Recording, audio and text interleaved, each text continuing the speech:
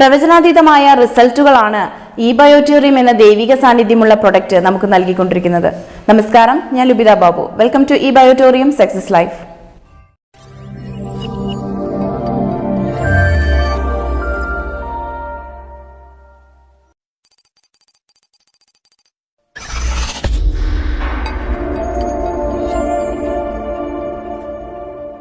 നോക്കൂ, ഈ ബയോട്യൂറിയം ഏതെങ്കിലും ഒരു അസുഖത്തിനുള്ള മെഡിസിൻ അല്ല, മറിച്ച് 220-ൽ പരം ലൈഫ് ഡിസീസസിനുള്ള പ്രതിവിധിയാണ്. ഈ ഒരു പ്രൊഡക്റ്റ് നമ്മുടെ ജീവിതത്തിലേക്ക് പകർത്തുമ്പോൾ തന്നെ നമ്മുടെ വ്യക്തിത്വത്തിന് വരുന്ന ഉണർവേകുന്ന മാറ്റം വ്യക്തമായി നമുക്ക് മനസ്സിലാക്കാൻ കഴിയും. ഇന്ന് അത്തരമൊരു വ്യക്തിത്വത്തിന് ഉടമയായ, ഒന്നിനുപുറകെ ഒന്നായി പലതരം മാരകമായ അസുഖബാധിതയായി കൈവിട്ടു പോകാമായിരുന്ന ജീവിതം പൊരുതി തിരിച്ചു പിടിച്ച ആത്മവിശ്വാസത്തിന്റെ തന്നെ മൂർത്തിഭാവം എന്ന് വിശേഷിപ്പിക്കാവുന്ന ധീരവനിത ജെയ്സി തോമസ്. ജെയ്സി മാഡത്തിനെ നമുക്കിന്ന് പരിചയപ്പെടാം. നമസ്കാരം, എൻ്റെ പേര് ജെയ്സി തോമസ്. എൻ്റെ വീട് തൃശ്ശൂർ ജില്ലയിൽ കല്ലൂർ എന്ന ദേശത്താണ്. ഞാൻ 2020 ക്യാൻസറിന് ട്രീറ്റ്മെൻറ്റ് എടുത്തുകൊണ്ടിരിക്കുകയായിരുന്നു. എനിക്ക് മുട്ടിന് വേദന, കാലുവേദന, നിലത്തിരിക്കാനൊന്നും എനിക്ക് സാധിക്കുന്നുണ്ടായിരുന്നില്ല. ഞാൻ കുറേ ഡോക്ടർമാരെ കാണിച്ചിരുന്നു, മരുന്നുകൾ കഴിച്ചിരുന്നു, എല്ല് ഡോക്ടറെ കാണിച്ചു. 1 മാസം ഞാൻ ഫിസിയോതെറാപ്പി ചെയ്തു. എനിക്ക് ചെയ്യുമ്പോഴും ഗുളിക കഴിക്കുമ്പോഴും കുറവ്, പിന്നെ വീണ്ടും എനിക്ക് വരികയായിരുന്നു.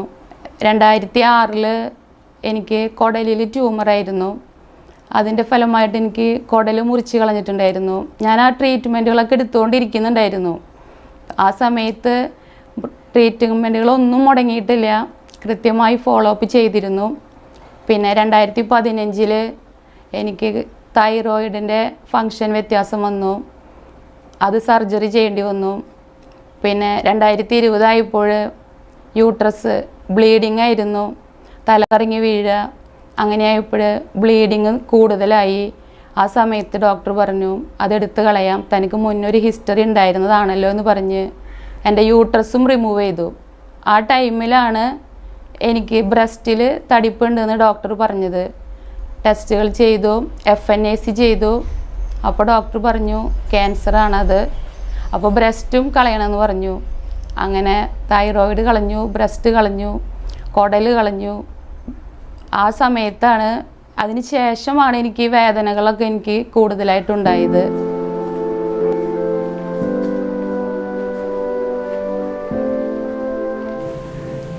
എൻ്റെ husband Thomas Nambadan Thrissur kings electrical ഷോപ്പിലാണ് വർക്ക് ചെയ്യണത്. ചേട്ടൻ എനിക്ക് എന്തസുഖം വന്നു കഴിഞ്ഞാലും എത്ര രൂപ ചിലവാക്കിയാലും എന്നെ ഹോസ്പിറ്റലിലേക്ക് കൊണ്ടുപോകും. വയ്യ എന്ന് പറഞ്ഞു കഴിഞ്ഞാൽ ആ നിമിഷം തന്നെ എന്നെ കൊണ്ടുപോകും. എല്ലാവിധ സപ്പോർട്ടുകളും ചേട്ടൻ എനിക്ക് നൽകിയിരുന്നു. എനിക്ക് എന്നും വയ്യ അല്ലെങ്കിൽ അങ്ങനെ ഒരു പരാതി ഇന്ന് വരെ എൻ്റെ ചേട്ടൻ എന്നോട് പറഞ്ഞിട്ടില്ല.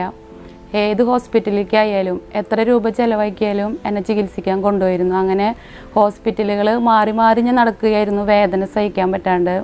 പിന്നെ എൻ്റെ 2 മക്കൾ, മോള് കന്യാസ്ത്രീയാണ്, ഇപ്പോൾ BSc നേഴ്സിംഗ് കഴിഞ്ഞു. ആളും ഫുൾ സപ്പോർട്ടാണ് എനിക്കുണ്ടായിരുന്നത്.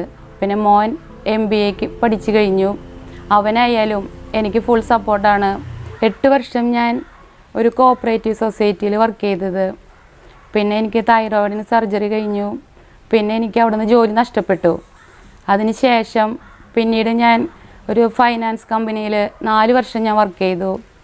ആ സമയത്താണ് എനിക്ക് ബ്രസ്റ്റിൽ ക്യാൻസറും പിന്നെ യൂട്രസ് റിമൂവ് ചെയ്യേണ്ടി വന്നത്. അതിന് ശേഷം എനിക്ക് ജോലി നഷ്ടപ്പെട്ടു. 1-2 പ്രാവശ്യം ഞാൻ ജോലി അന്വേഷിച്ച് ചെന്നു, പക്ഷെ എനിക്ക് ലഭിച്ചില്ല. എൻ്റെ അമ്മയ്ക്കൊക്കെ കൊറോണ വന്ന ഈ സമയത്ത്, പക്ഷെ എൻ്റെ അമ്മ മരിച്ചു. അമ്മയുടെ ആഗ്രഹം ഞാൻ ജീവിക്കണം എന്നായിരുന്നു. അപ്പം ഞാൻ ജീവിച്ചിരിക്കുന്നുണ്ട്. അപ്പം എനിക്ക് ഈ വയ്യായത് വരുമ്പോൾ അപ്പം അമ്മേനെയാണ്. 2 അപ്പുറത്തും ബെഡിലാണ് കിടന്നിരുന്നത്. കൊറോണ വന്നിട്ട് ഇവിടെ ജില്ലാ ഹോസ്പിറ്റലിൽ അഡ്മിറ്റായിട്ടേ അമ്മ അപ്പുറത്തും ഞാൻ ഇപ്പുറത്തായിരുന്നു. പിന്നെ അമ്മയ്ക്ക് കൂടുതലായി, അമ്മയെക്കാളും കൂടുതൽ എനിക്കായിരുന്നു. പനിയൊക്കെ നല്ല പനി എനിക്കായിരുന്നു, പിന്നെ ഇൻഫെക്ഷൻ കൂടുതൽ എനിക്കായിരുന്നു. പക്ഷെ അമ്മയ്ക്ക് ന്യൂമോണിയ വന്നു, അതിലമ്മ പോയി.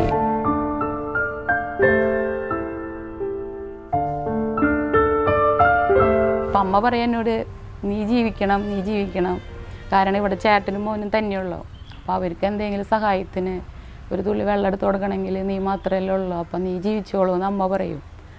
അപ്പം ഇന്ന് എൻ്റെ അമ്മ ഇല്ലേ.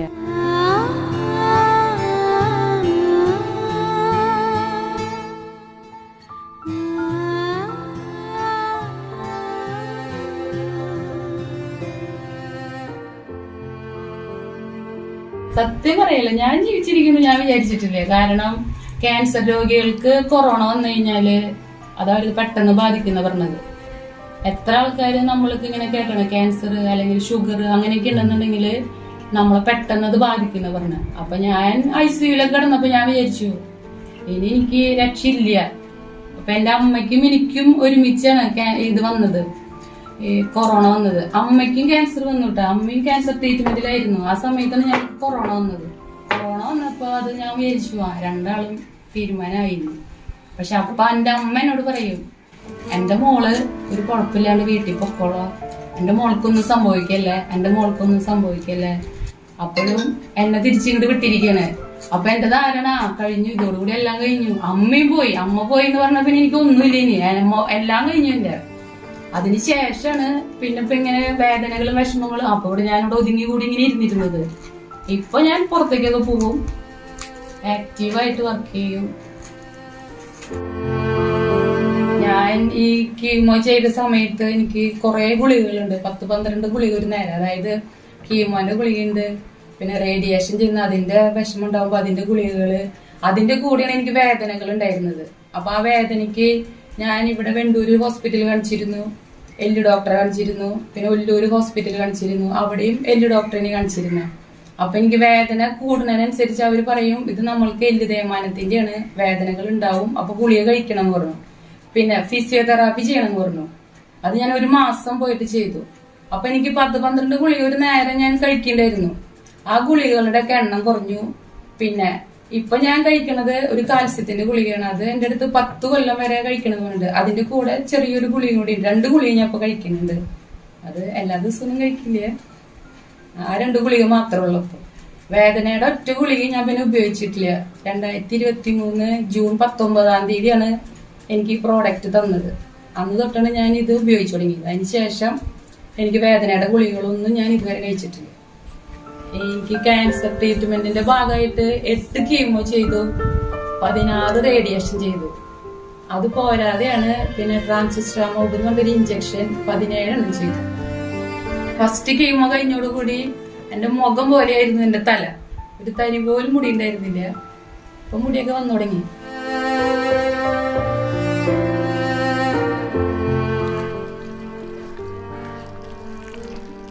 ആ സമയത്താണ് പീറ്റർ എന്നെ ഇത് പരിചയപ്പെടുത്തി എനിക്കിത് തന്നത്.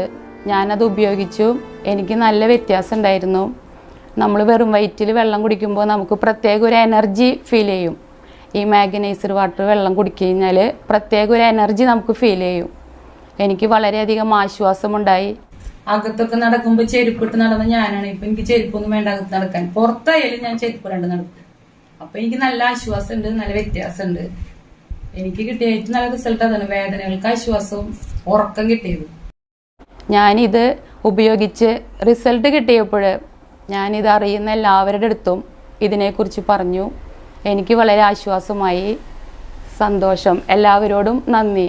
ഈ ബയോമാഗ്നറ്റ് മാറ്റും പില്ലോ പാഡും എനർജി പാഡും എല്ലാം നമുക്ക് വളരെയധികം ഉപയോഗമാണ്. ഇത് പരിചയപ്പെടുത്തി തന്ന പീറ്ററിനും ഇതിൻ്റെ MD ആയ സാഗർ ജോഷി സാറിനും ഇതിൻ്റെ ടീം അംഗങ്ങളോടും എല്ലാവരോടും ഞാൻ നന്ദി പറയുന്നു.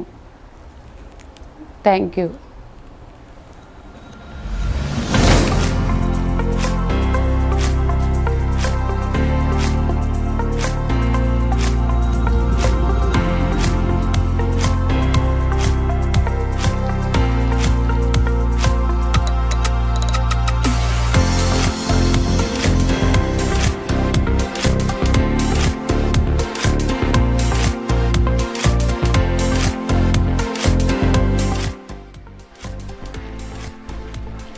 ജീവിച്ചിരിക്കുന്ന ഒരു അത്ഭുതം തന്നെയാണ് ഈ മേഡം.